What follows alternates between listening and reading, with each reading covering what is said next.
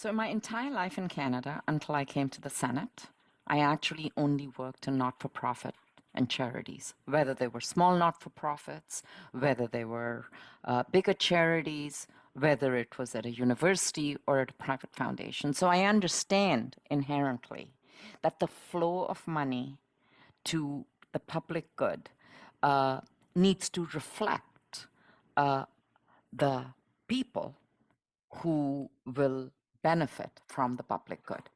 And the structure, as we have historically inherited it, the structure is biased on a range of policy decisions that were made many, many years ago. The structure is biased towards same old, same old. And I reflect back to the Income Tax Act, which has not been reviewed since 1952. So there hasn't been a wholesale review of the Income Tax Act. So as a result, we are left with a structure that resembles the dinosaurs at the Royal Ontario Museum. And the reference is pertinent because I believe, and I have evidence to back this up, that the people who sit, who govern charities, who govern foundations, who have their fingertips on power and wealth and privilege, still reflect the stale world of the past.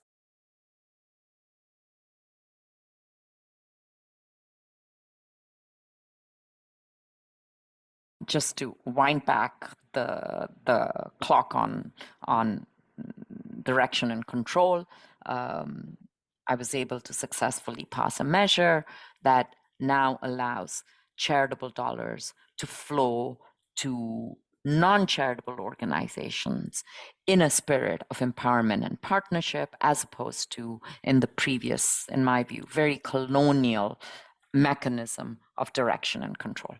As a result of that, I recently heard that there are at least or maybe more than 1,000 transactions that have been affected, which is great news. Now we still have to, see the roll up and the evaluation, but it comes back to governance, because governance must stay within the law. And the law on charitable donations to equity-seeking groups who were not charitable was pretty clear. And I'm pretty sure if I was a board member on a foundation where the lawyer says, look, if you're giving charitable tax dollars to a non-qualified donee, it's risky. And it's risky for these reasons. And that casts a chill on the entire constellation. And we know very well why many not-for-profits should not become charities, but they are doing public good. And I was particularly affected by a story I heard from international development organizations who, by necessity, work with partners overseas. And even if those partners are charitable overseas, they're not charitable in Canada. So the only way international development organizations can work in the international development field with partners, let's say in Kenya, was to exercise direction and control over their overseas partners. Imagine that when you're in an international development, you're all about principles of local governance, of embedding capacity, of increasing capacity. And yet, to stay within the law, you have to exercise direction and control. So I believe that was one window of change. The other window of change will be this governance equity mission that I am on. And it is a mission, because it's not easy to change the law. It's not easy, I know, especially to change the income tax law. But I believe this is a fight worth fighting.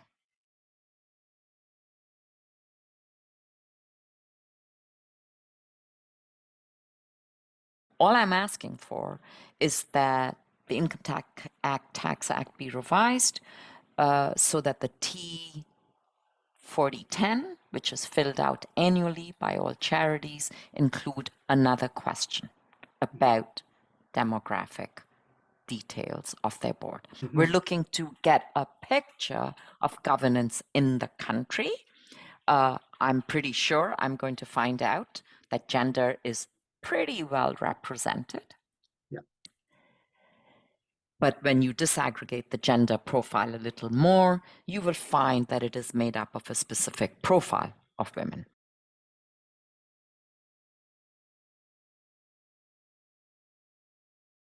Governance and governance is where power lies. It moves money, it prevents the movement of money, it makes decisions, it hires and fires people.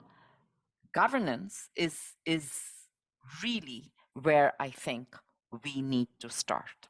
Just as employment equity in the 1980s changed the profile of working Canadians. And, you know, I can tell you, I remember when I first came to Canada in 1982, and if I ever went down to Bay Street, the only people who looked like me on Bay Street were the people who served coffee. Today, it is a huge difference. Top talent, C-suites, entry-level positions are far more reflective, especially in the financial sector, I will say, of the population of Canada.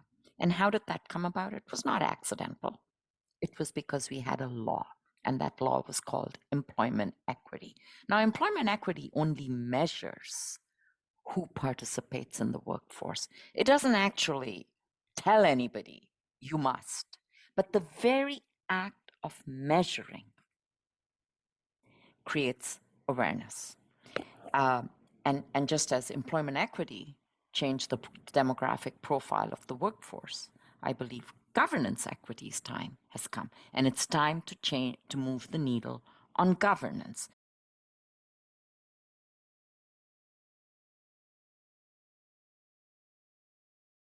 Charities and not-for-profits are essential to our glue. The law, a similar law, already applies to Canada's federally regulated businesses. They must disclose at the end of every year the demographic profile of their boards. I mean, we have 75,000 charities in Canada. Make an assumption that there are at the most 20 directors on each.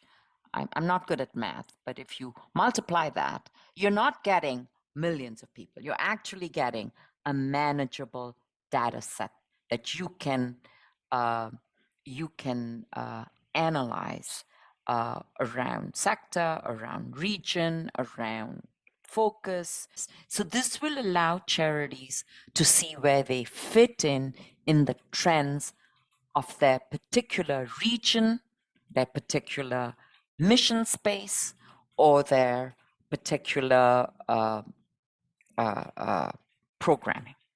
And I think that will be a huge step forward. The sector itself has put data at the top of its demands. And this is a first step in gathering data that will not only tell us who's at the helm, but also tell us who is not and who should be. And it goes back to money, because the people at the helm have the power to allocate resources to other charities, to donees, to causes overseas, to causes in Canada. They make these decisions. They're pretty powerful decisions. Let's remember, $11 billion of Canadian charitable foundations is what donations is what I'm talking about. Public foundations per se have a higher bar to meet, because it is public money and they are dispensing it for the public good. They better make sure that they are inclusive. Otherwise, there could be implications for them.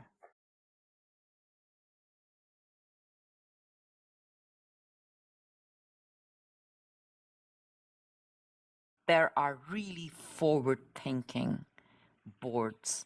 And since we're talking about money, let's talk about forward-thinking boards of foundations who, for instance, have ensured that young people are on the board to reflect not just the needs of young people, but the decision-making power of young people. There are other boards that have taken significant steps to include indigenous voices, minority voices. So, there are leaders that we need to look at in terms of governance.